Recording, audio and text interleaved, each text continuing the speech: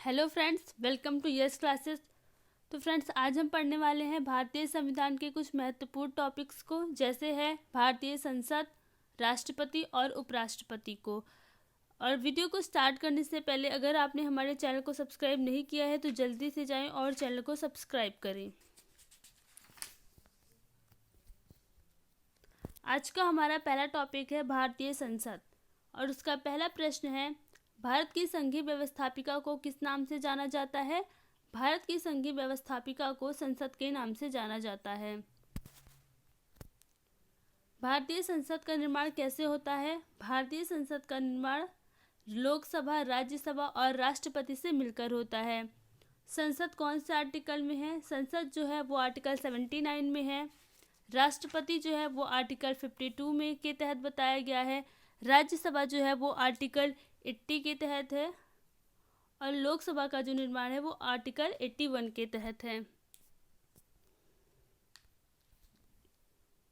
संसद के कितने सदन होते हैं? संसद के कितने सदन होते हैं? संसद के 2 सदन होते हैं। संसद, लोकसभा और राज्यसभा, संसद के ये 2 सदन हैं। संसद के किस सदन को प्रतिनिधि सभा कहा जाता है? संसद के लोकसभा को प्रतिनिधि सभा कहा जाता है, अस्थायी भी कहा जाता है और जनता का प्रिय सभा भी कहा जाता है। संसद का स्थायी सदन कौन सा है? संसद का स्थायी सदन राज्यसभा है। राज्यसभा को विशेषज्ञ सदन भी कहते हैं या उच्च सदन भी कहते हैं। भारतीय सदन का तीसरा अंग कौन सा है? भारतीय सदन का तीसरा अंग राष्ट्रपति है। पहला है लोकसभा, दूसरा है राज्यसभा। संसद के 2 क्रमिक अधिवेशनों के मध्य कितना समयांतराल होना चाहिए? तो 2 क्रमिक अधिवेशनों के मध्य 6 माह से अधिक का अंतराल नहीं होना चाहिए। भारतीय संसद को कौन भंग कर सकता है? तो संसद को नहीं, यहाँ पे इसमें लोकसभा को कौन भंग कर सकता है? तो राष्ट्रपति जो है वो लोकसभा को भंग कर सकता है, क्योंकि राज्यसभा को भंग नहीं किया जा सकता, वो एक स्थायी सदन है। अगला है, भारतीय संसद की संप्रभुता किससे प्रतिबंधित होती है? तो भारतीय संसद की जो प्रभु सत्ता है वो न्याय समीक्षा से प्रतिबंधित होती है, क्योंकि जब सरकार कोई भी कानून लाती है तो सुप्रीम कोर्ट ये जांचता है कि इससे लोगों के अधिकारों का कोई हनन तो नहीं हो रहा है। इस वजह से जो है वो न्यायिक समीक्षा से प्रतिबंधित करती है। भारतीय संसद के दोनों सदनों की संयुक्त बैठक किस संबंध में होती है? भारतीय संसद की जो संयुक्त बैठक है वो साधारण विधेयक के संबंध में होती है। साधारण विधेयक से संबंधित गतिरोध को दूर करने के लिए संसद के दोनों सदनों की संयुक्त बैठक कौन बुलाता है? दोनों सदनों की संयुक्त बैठक राष्ट्रपति बुलाता है, और अध्यक्षता कौन करता है? तो लोक सभापति करते हैं। स्वतंत्र भारत में अब तक कितनी बार संयुक्त अधिवेशन हो चुके हैं? अब तक 4 बार संयुक्त अधिवेशन हो चुके हैं। क्या राष्ट्रपति या उपराष्ट्रपति कभी संयुक्त अधिवेशनों की अध्यक्षता करता है? तो राष्ट्रपति या उपराष्ट्रपति संयुक्त अधिवेशनों की अध्यक्षता नहीं करते हैं और कभी नहीं करते हैं। एक वर्ष में कम से कम कितनी बार संसद की बैठक होना आवश्यक है? एक वर्ष में कम से कम 2 बार जो है वो संसद की बैठक होना वो आवश्यक है। संसद के दोनों सदनों की संयुक्त अधिवेशनों की अध्यक्षता कौन करता है? तो संयुक्त अधिवेशन की अध्यक्षता लोकसभा अध्यक्ष करते हैं। संसद के दोनों सदनों का सत्रावसान कौन करता है? तो संसद के दोनों सदनों का सत्रावसान राष्ट्रपति करते हैं। संसदीय प्रणाली को कौन सी प्रथा भारत की देन है?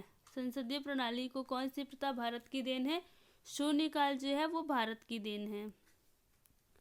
संसद की कार्यवाही में प्रथम विषय कौन सा है? संसद की कार्यवाही में प्रथम विषय प्रश्नकाल है, दूसरा है शून्यकाल, और प्रश्नकाल जो है वो 11 से लेकर 12 बजे तक रहता है। किस विधेयक को संसद में दोनों सदनों द्वारा अलग अलग विशेष बहुमत से पारित करना आवश्यक है? किसको? तो संविधान संशोधन विधेयक को संसद में दोनों सदनों द्वारा अलग अलग विशेष बहुमत से पारित करना आवश्यक है।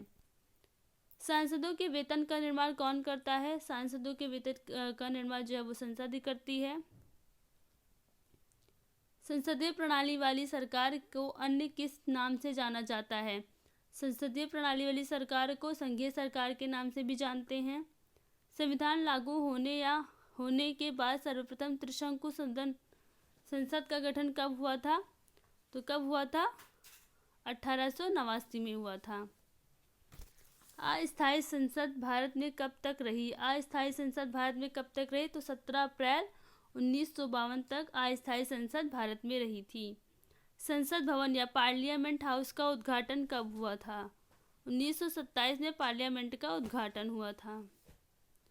संसद भवन पार्लियामेंट हाउस का उद्घाटन किसने किया था? तो लॉर्ड इरविन ने किया था।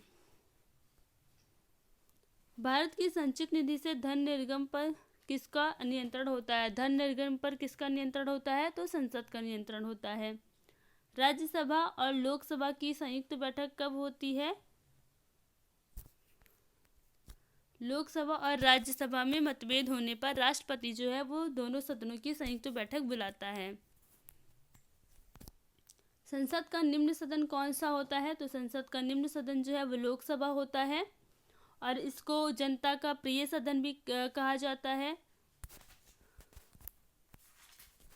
संसद का उच्च सदन कौन सा होता है? राज्यसभा होती है। ये विशेषज्ञों का सदन भी कहा जाता है और स्थायी सदन भी कहा जाता है। संसद के किस सदस्य को गैर सरकारी सदस्य कहा जाता है? गैर सरकारी सदस्य मंत्री के अतिरिक्त अन्य सभी सदस्यों को गैर सरकारी सदस्य कहा जाता है। अब आते हैं राष्ट्रपति पर। राष्ट्रपति से संबंधित कुछ प्रश्नों को देख लेते हैं। भारत की कार्यपालिका का अध्यक्ष कौन होता है? कार्यपालिका का जो अध्यक्ष है वो राष्ट्रपति जी होते हैं। भारत के राष्ट्रपति की तुलना किस देश के सम्राट से की जाती है? ब्रिटेन के सम्राट से की जाती है, जो कि इसका सही आंसर है। अगला है राष्ट्रपति पद्धति में समस्त कार्यपालिका की शक्तियां किसमें निहित होती हैं? तो राष्ट्रपति पद्धति समस्त कार्यपालिका की जो शक्तियां हैं वो राष्ट्रपति में निहित होती हैं। भारतीय संविधान के अनुसार भारत का प्रथम नागरिक कौन होता है? तो भारत का प्रथम नागरिक राष्ट्रपति होता है। भारत के तीनों सेनाओं का सर्वोच्च सेनापति राष्ट्रपति होता है। भारत के राष्ट्रपति पद के लिए उम्मीदवार की न्यूनतम आयु कितनी होनी चाहिए? तो राष्ट्रपति पद के उम्मीदवार के लिए न्यूनतम आयु 35 वर्ष होनी चाहिए। राष्ट्रपति का चुनाव किस पद्धति द्वारा होता है? तो समानुपातिक प्रतिनिधित्व एवं एकल संक्रमणीय प्रणाली द्वारा राष्ट्रपति का चुनाव होता है। भारत के राष्ट्रपति का चुनाव कौन संचालित करता है? भारत के राष्ट्रपति का चुनाव जो है वो निर्वाचन आयोग संचालित करता है। राष्ट्रपति के चुनाव संबंधी मामले कहाँ भेजे जाते हैं? राष्ट्रपति के चुनाव संबंधी मामले सदैव जो है वो सुप्रीम कोर्ट में भेजे जाते हैं, उच्चतम न्यायालय में भेजे जाते हैं।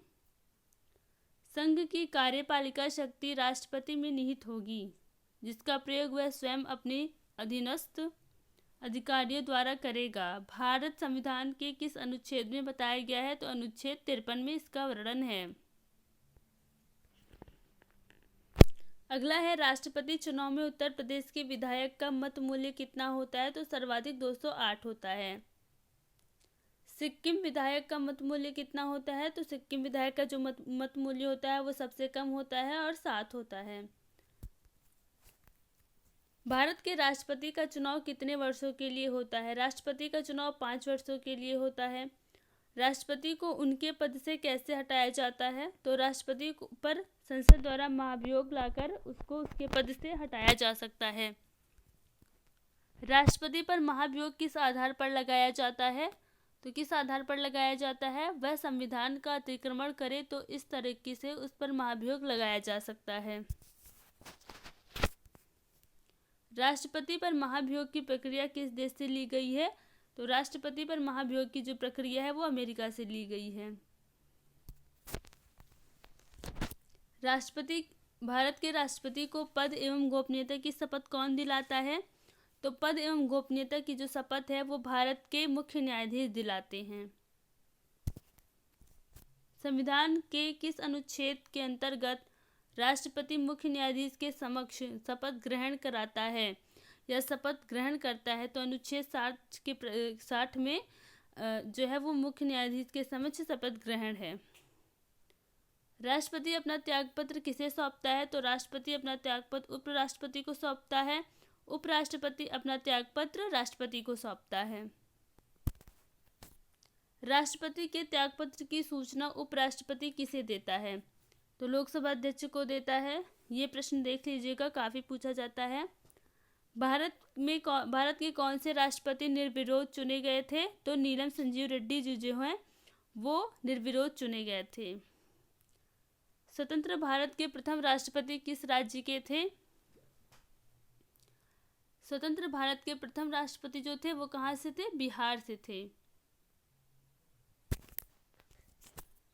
भारत के किस राष्ट्रपति की मृत्यु कार्यकाल के दौरान ही हो गई थी? तो डॉक्टर जाकिर हुसैन साहब की जो मृत्यु है उनके कार्यकाल के दौरान ही हो गई थी। भारत के राष्ट्रपति किसकी नियुक्ति नहीं करता है? भारत का राष्ट्रपति किसकी नियुक्ति नहीं करता है? तो उपराष्ट्रपति की नियुक्ति नहीं करता है। वित्त बिल के लिए किसकी स्वीकृति आवश्यक है? वित्त बिल के लिए किसकी स्वीकृति आवश्यक है? तो राष्ट्रपति साहब की स्वीकृति आवश्यक है। लोकसभा व राज्यसभा में राष्ट्रपति कुल कितने सदस्य मनोनीत करता है? लोकसभा में कितने सदस्य मनोनीत कर सकता था? 2 सदस्य मनोनीत कर सकता था। अब वह प्रावधान जो है वो दो आंग्ल इंडियन व्यक्ति थे, परंतु अब ये प्रावधान हटा दिया गया है और राज्यसभा में अभी भी 12 व्यक्तियों को वह मनोनीत कर सकता है जो किसी न किसी क्षेत्र में के विशेषज्ञ हों। भारत के राष्ट्रपति को कौन सलाह देता है? तो भारत के राष्ट्रपति को कौन सलाह देता है? संघीय मंत्रिपरिषद सलाह देती है। कौन सा व्यक्ति कार्यवाहक राष्ट्रपति तथा उच्चतम न्यायालय का मुख्य न्यायाधीश रहा है? तो कौन सा ऐसा राष्ट्रपति था जो मुख्य न्यायालय का न्यायाधीश भी रहा हो और राष्ट्रपति भी रहा हो? तो कौन था? एम हिदायतुल्लाह जी जो थे वो न्यायाधीश भी थे और कार्यवाहक राष्ट्रपति भी थे। किस विधेयक को राष्ट्रपति पुनः विचार के लिए नहीं लौटा सकता है? तो राष्ट्रपति धन विधेयक को पुनर्विचार के लिए नहीं लौटा सकता है। युद्ध अथवा बाहरी आक्रमण की स्थिति में आक्रमणकारी के विरुद्ध युद्ध की घोषणा कौन कर सकता है? तो राष्ट्रपति कर सकते हैं। किसी को दोषी पाए जाने पर कौन उसे क्षमादान दे सकता है? अगर कोई व्यक्ति दोषी है तो उस व्यक्ति को कौन क्षमादान दे सकता है? तो राष्ट्रपति जो है किसी भी व्यक्ति को क्षमादान दे सकते हैं या उसके जो दंड को है वो कम कर सकते हैं। भारत के राष्ट्रपति ने किस मामले में वीटो शक्ति का प्रयोग किया था? किस शक्ति में प्रयोग किया था? तो भारतीय डाकघर अधिनियम में किया था। और कौन से राष्ट्रपति थे? तो ज्ञानी जैल सिंह जी थे। भारत के राष्ट्रपति व उपराष्ट्रपति की अनुपस्थिति में कार्यभार कौन ग्रहण करेगा? अगर भारत के राष्ट्रपति नहीं है तो उपराष्ट्रपति करेगा, परंतु उपराष्ट्रपति भी नहीं है तो कौन करेगा? उनकी अनुपस्थिति में कार्यभार कौन करेगा? तो सर्वोच्च न्यायालय के मुख्य न्यायाधीश करेंगे। अध्यादेश जारी करने का अधिकार राष्ट्रपति का कौन सा अधिकार है? अध्यादेश जारी करने का अधिकार राष्ट्रपति का विधायी अधिकार होता है, जो कि अनुच्छेद 123 के तहत बताया गया है। भारत का राष्ट्रपति किसके द्वारा चुना जाता है? भारत का राष्ट्रपति जो है वो संसद व विधानसभा के निर्वाचित सदस्यों के द्वारा चुना जाता है। श्रीमती प्रतिभा देवी पाटिल भारतीय गणतंत्र में कौन सी राष्ट्रपति बनी थी? तो 12वीं राष्ट्रपति कौन थी? 12वीं राष्ट्रपति श्रीमती प्रतिभा देवी पाटिल थी। अगला है,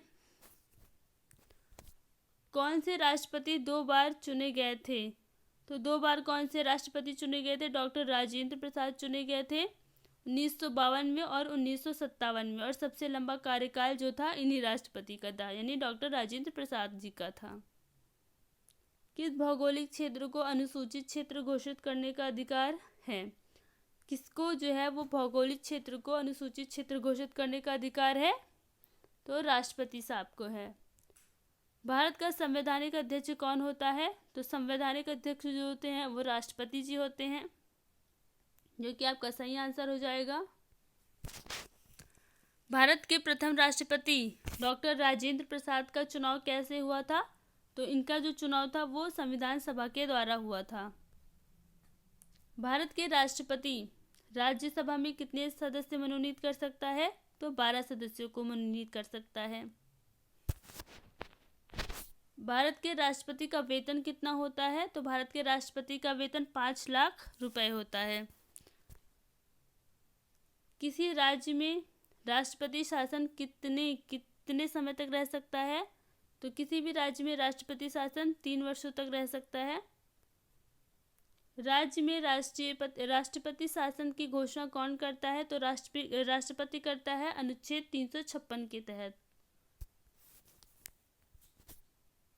भारतीय संविधान के अनुसार भारत का राष्ट्रपति राज्य का क्या होता है? तो भारत का राष्ट्रपति राज्य का संवैधानिक अध्यक्ष होता है। भारत के राष्ट्रपति का चुनाव कैसे होता है? तो भारत के राष्ट्रपति का चुनाव अप्रत्यक्ष रूप से होता है। अगला है राष्ट्रपति चुनाव के लिए प्रस्तावक एवं अनुमोदक की संख्या कितनी होनी चाहिए? तो 50 प्रस्तावक और 50 अनुमोदक की संख्या होनी चाहिए। भारत में किसके चुनाव में अनुपातिक प्रतिनिधित्व प्रणाली की प्रक्रिया को अपनाया गया है? तो राष्ट्रपति के चुनाव के लिए प्रतिनिधित्व चुनाव प्रणाली की प्रक्रिया को अपनाया गया है। राष्ट्रपति पर महाभियोग संसद के किस सदन द्वारा लाया जा सकता है? तो राष्ट्रपति पर महाभियोग संसद के किसी भी सदन द्वारा लाया जा सकता है। और यह राष्ट्रपति पर महाभियोग कौन से आर्टिकल में है? तो आर्टिकल 61 में जो है वो राष्ट्रपति पर महाभियोग है और यह संसद के किसी भी सदन द्वारा लाया जा सकता है। राष्ट्रपति पद रिक्त होने पर कितने समय में भरना आवश्यक है? अगर राष्ट्रपति का पद खाली है तो वह कितने समय में भर जाना चाहिए? तो 6 माह के भीतर राष्ट्रपति के पद को भर जाना चाहिए। भारत के राष्ट्रपति की मर्जी तक किसी राज्य में अपने पद पर कौन रह सकता है? राज्यपाल जो है वो भारत के राष्ट्रपति के प्रसाद पर्यंत होता है, या उसकी जो कार्यकाल है वो 5 साल की होती है।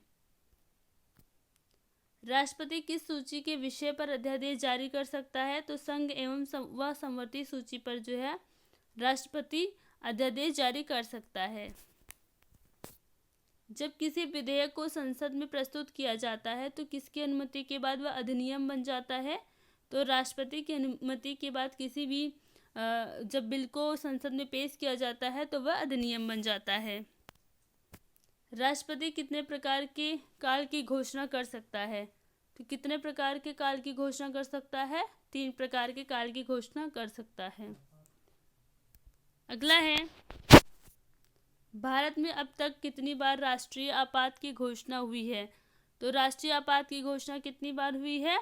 अब तक जो है राष्ट्रीय आपात की घोषणा 3 बार हुई है। और कब हुई है? तो जब पहली बार हुई थी 1962 में हुई थी, 1971 में हुई थी और 1975 में हुई थी। देश में पहली बार आपातकाल की घोषणा कब हुई थी? तो यहाँ पर दिया गया है 26 अक्टूबर 1962 में हुई थी। और क्यों हुई थी? क्योंकि यहाँ पर चीनी जो थे वो आक्रमण कर रहे थे अरुणाचल प्रदेश के नेफा पर, इसीलिए ये पहली आपातकालीन घोषणा हुई थी। दूसरी आपातकालीन घोषणा कब हुई थी? तो दूसरी आपातकालीन घोषणा 3 दिसंबर 1971 को हुई थी। भारत और पाकिस्तान के युद्ध के बीच जो है वो दूसरी आपातकालीन की घोषणा हुई थी। तीसरी आपातकालीन की घोषणा कब हुई थी? तो 25 जून 1975 को इंदिरा गांधी ने राष्ट्रीय आपात लगा दिया था, इसलिए 25 जून 1975 को आपातकालीन घोषणा की गई थी। तीसरी बार आपातकालीन घोषणा किस आधार पर हुई थी? तो आंतरिक अशांति के कारण हुई थी। राष्ट्रपति की आपातकालीन की घोषणा घोषणा को संसद से उसकी स्वीकृति हेतु कितने दिनों के अंदर रखा जाना चाहिए? तो 1 माह के अंदर रखा जाना चाहिए। किस अनुच्छेद के तहत राष्ट्रपति राष्ट्रीय आपातकालीन की घोषणा करता है? तो किस अनुच्छेद के तहत राष्ट्रपति करता है आपातकाल की घोषणा? तो अनुच्छेद 352 के तहत करता है। प्रथम बार राष्ट्रीय आपातकाल के समय भारत के राष्ट्रपति कौन थे? तो डॉक्टर सर्वपल्ली राधाकृष्णन जी थे, जो वो प्रथम राष्ट्रीय आपातकाल के समय भारत के राष्ट्रपति थे। भारत में वित्तीय आपातकाल की घोषणा कितनी बार हुई है? तो यहाँ वित्तीय नहीं वित्तीय होगा। तो भारत में वित्तीय आपातकाल की घोषणा अभी तक कभी नहीं हुई है। और वित्तीय आपात की घोषणा किस आर्टिकल में है? तो आर्टिकल 360 में वित्तीय आपात की घोषणा के बारे में बताया गया है। तीसरी बार आपातकाल की घोषणा के समय भारत के राष्ट्रपति कौन थे? तो फरुखुद्दीन अली अहमद जी जो थे वो तीसरी बार आपातकाल के समय भारत के राष्ट्रपति थे। अगला टॉपिक है हमारा उपराष्ट्रपति। अब इनको देख लेते हैं, इनके कुछ प्रश्न हैं। किस अनुच्छेद के अनुसार भारत के संविधान में एक उपराष्ट्रपति की व्यवस्था की गई है? तो अनुच्छेद 63 के तहत जो है वो भारत में उपराष्ट्रपति की व्यवस्था की गई है। उपराष्ट्रपति का पद कहाँ से लिया गया है या किस देश से लिया गया है? तो अमेरिका से लिया गया है। किस अनुच्छेद के अनुसार उपराष्ट्रपति राज्यसभा का पदेन सभापति होता है? तो अनुच्छेद 64 जो है वो उपराष्ट्रपति जो होता है वो राज्यसभा का पदेन सभापति होता है। अनुच्छेद 65 के तहत जो है वो उपराष्ट्रपति जो होता है वो राष्ट्रपति के न होने पर उनके पद को ग्रहण करता है। भारत के उपराष्ट्रपति की तुलना किस देश के उपराष्ट्रपति से की जाती है? तो संयुक्त राज्य अमेरिका से। राज्यसभा का पदेन अध्यक्ष कौन होता है? राज्यसभा का जो पदेन सभापति होता है वो उपराष्ट्रपति होता है। राज्यसभा की बैठकों का सभापति कौन होता है? तो उपराष्ट्रपति जी होते हैं। उपराष्ट्रपति का चुनाव कैसे होता है? तो अप्रत्यक्ष रूप से होता है। अगला है उपराष्ट्रपति के चुनाव हेतु कौन सी प्रणाली अपनाई गई है? तो एकल संक्रमणीय प्रणाली अपनाई गई है। उपराष्ट्रपति के पद व गोपनीयता की शपथ कौन दिलाता है? तो राष्ट्रपति दिलाते हैं। भारत के उपराष्ट्रपति का चुनाव कौन करता है? तो भारत के उपराष्ट्रपति का चुनाव संसद के दोनों सदन करते हैं। अगला प्रश्न है उपराष्ट्रपति अपना त्यागपत्र किसे देते हैं? तो राष्ट्रपति साहब को देते हैं और राष्ट्रपति अपना त्यागपत्र उपराष्ट्रपति को देते हैं। उपराष्ट्रपति अपने मत का प्रयोग कब करता है? तो उपराष्ट्रपति अपने मत का प्रयोग जब राज्यसभा में मत बराबर हो जाते हैं, तो मतों के बराबर होने की स्थिति में उपराष्ट्रपति अपने मत का प्रयोग करता है। भारत के प्रथम उपराष्ट्रपति कौन थे? डॉक्टर सर्वपल्ली राधाकृष्णन जी थे। और भारत के द्वितीय राष्ट्रपति कौन थे? तो डॉक्टर सर्वपल्ली राधाकृष्णन जी थे। भारत के वर्तमान उपराष्ट्रपति कौन है? तो वर्तमान में जो है वो जगदीप धनखड़ साहब जो हैं वो वर्तमान उपराष्ट्रपति हैं। कार्यकाल समाप्त होने से पहले उपराष्ट्रपति को हटाने का अधिकार किसको है? तो कार्यकाल समाप्त होने से पहले उपराष्ट्रपति पर महाभियोग लाकर उन्हें हटाने का अधिकार संसद को है। किस सदन में उपराष्ट्रपति को पदच्युत करने का प्रस्ताव रखा जाता है? तो राज्यसभा में। अगर उपराष्ट्रपति को उनके पद से पदस्थापित करना है तो वह जो प्रस्ताव है राज्यसभा में लाया जाएगा। भारत में 2 बार उपराष्ट्रपति कौन रहा है? तो डॉक्टर सर्वपल्ली राधाकृष्णन जी भारत में 2 बार उपराष्ट्रपति रहे हैं। उपराष्ट्रपति का चुनाव में उम्मीदवार के नामांकन के लिए निर्वाचक मंडल में कम से कम कितने अनुमोदक आवश्यक होने चाहिए? तो 20 अनुमोदक आवश्यक होने चाहिए। उपराष्ट्रपति के चुनाव संबंधी विवाद को कौन देखता है? तो उपराष्ट्रपति के चुनाव संबंधी विवाद को सर्वोच्च न्यायालय देखता है। अगर राष्ट्रपति के चुनाव संबंधी विवाद को आएगा तो वो भी सर्वोच्च न्यायालय देखेगा।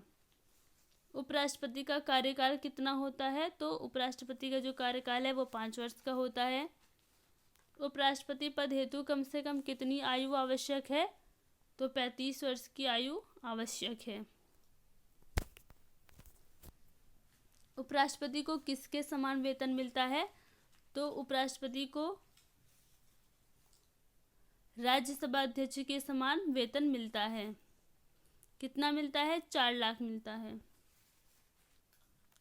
लोकसभा अध्यक्ष के समान भी मिलता है और राज्यसभा, क्योंकि वो राज्यसभा के सभापति होते हैं, तो उसके समान भी मिलता है। संविधान के किस अनुच्छेद में उपराष्ट्रपति का वर्णन है? तो अनुच्छेद 63 में भारत के उपराष्ट्रपति का वर्णन है। उपराष्ट्रपति किस सदन का सदस्य नहीं हो सकता? तो उपराष्ट्रपति जो है वो राज्यसभा का सदस्य नहीं हो सकता। अगर आपको हमारी क्लासेस पसंद आई हो तो हमारे वीडियो को लाइक ज़रूर से कीजिएगा, चैनल को सब्सक्राइब ज़रूर से कर लीजिएगा। धन्यवाद।